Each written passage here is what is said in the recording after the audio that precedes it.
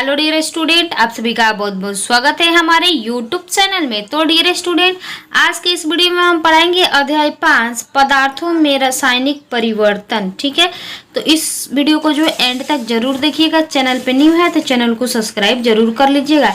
तो चलिए हम इसका जो है देखते हैं प्रश्न अभ्यास। ठीक है, प्रश्न अभ्यास में कर रहा है, पहला कर रहा है अभ्यास। पहला में निम्नलिखित कथनों में रिक्त स्थानों को भरिए। पहला है डैश डैश गैस सुलगती हुई दियसलाई के जलने में मदद देती है। तो यहाँ पे ऑक्सीजन, यहाँ पे ऑक्सीजन, ठीक है, यहाँ पे ऑक्सीजन भर दीजिएगा। ठीक है, उसका ख नंबर का है डैश डैश परिवर्तन में नए पदार्थ का निर्माण होता है। तो यहाँ पे रासायनिक, रासायनिक, ठीक है। उसके बाद से जो है खाने के सोडा का नाम रासायनिक नाम है। ठीक है, तो सोडियम कार्बोनेट। ठीक है, तो यहाँ पे लिखिएगा सोडियम, सोडियम बाइकार्बोनेट, बाइकार्बोनेट। ठीक है, उसके बाद है जब कार्बन डाइऑक्साइड को चूने के पानी में प्रवाहित किया जाता है तो यह, यहाँ पे लिखिएगा कैल्शियम कार्बोनेट,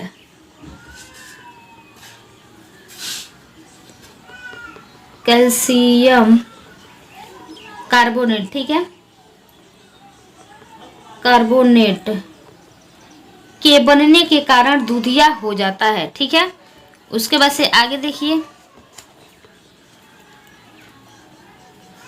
दूसरा कार्य निम्नलिखित प्रक्रिया के अंतर्गत होने वाली परिवर्तन को भौतिक तथा रासायनिक परिवर्तन के रूप में वर्गीकृत कीजिए। ठीक है, क में है चाक को चाक चूर्ण में बदलना। ठीक है, तो ये जो हो जाएगा भौतिक परिवर्तन, भौतिक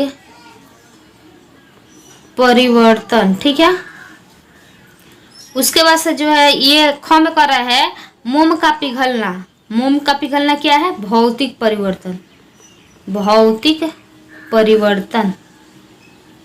उसके भोजन का पचना, भोजन का पचना रासायनिक, रासायनिक परिवर्तन। ठीक है, परिवर्तन। प्रकाश संश्लेषण, प्रकाश संश्लेषण क्या है?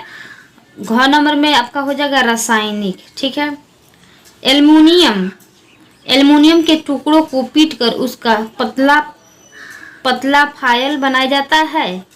तो 4 नंबर में आपको देखिएगा ये जो है भौतिक परिवर्तन, भौतिक, ठीक है, भौतिक परिवर्तन लिख लीजिएगा।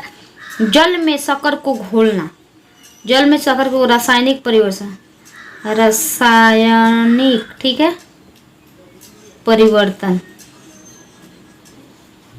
कोयले को जलाना, ये जो है रासायनिक परिवर्तन है। रवाकरण द्वारा शुद्ध पदार्थ प्राप्त करना, ये जो है भौतिक परिवर्तन, भौतिक। ठीक है, आप लोग लिख लीजिएगा अच्छे से। उसके बाद से आगे बढ़ते हैं। आगे कर रहा है बताइए, तीसरा कर रहा है बताइए कि निम्नलिखित कथन सत्य है अथवा असत्य। यदि सत्य, यदि कथन असत्य हो तो उसे सही करके लिखिए। ठीक है, तो लिखना है लकड़ी के लट्ठे को टुकड़ों में काटना एक रासायनिक परिवर्तन है। तो असत्य, असत्य हो जाएगा। ठीक है, पत्तियों में खाद का बनना एक भौतिक परिवर्तन है।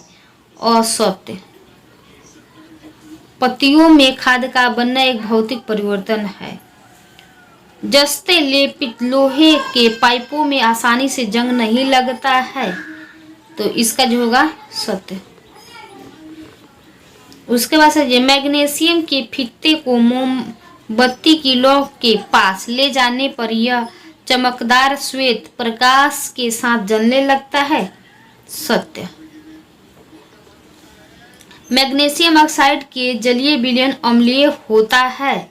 ये जो है असत्य, असत्य। ठीक है, उसके बाद से देखिए क्या होता है जब कम सिरका में इनो गैस की दवा डालते हैं तो क्या होता है? तो इसका जो है हो जाता है, यहाँ पे लिखिएगा बुलबुले निकलते हैं, बुलबुले निकलते हैं। ठीक है, क्या होता है? बुलबुले निकलते हैं। नीला थोथा के विलयन में ब्लेड डालते हैं तो क्या होता है? तो ब्लेड का रंग तांबे के रंग में बदल जाता है। ठीक है, यहाँ पे देखिए दूसरा जो है लिखिएगा, ब्लेड का रंग तांबे के रंग में बदल जाता है। तीसरा है सॉरी, गौ नंबर में लोहे के तावा को नमी युक्त आयु में रखते हैं तो इसका हो जाता तावा पर जंग लग जाता है। घौ में पोटेशियम परमैंगनेट को गर्म करते हैं तो ये जो हो जाएगा तब ऑक्सीजन बनता है। यहाँ पे होगा परमैंगनेट को गर्म करते हैं तो यह क्या होता है? तो हमने बता दिया, तब ऑक्सीजन बनता है। उसके बाद से जो है 5 नंबर कर रहे हैं, भौतिक परिवर्तन एवं रासायनिक परिवर्तन में अंतर बताए।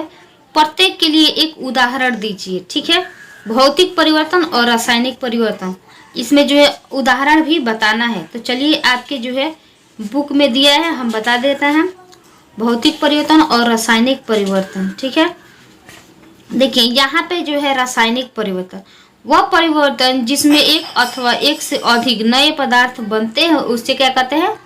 रासायनिक परिवर्तन कहते हैं। ठीक है, अब चलिए अब हम आपको बताते हैं भौतिक परिवर्तन। भौतिक परिवर्तन में जो है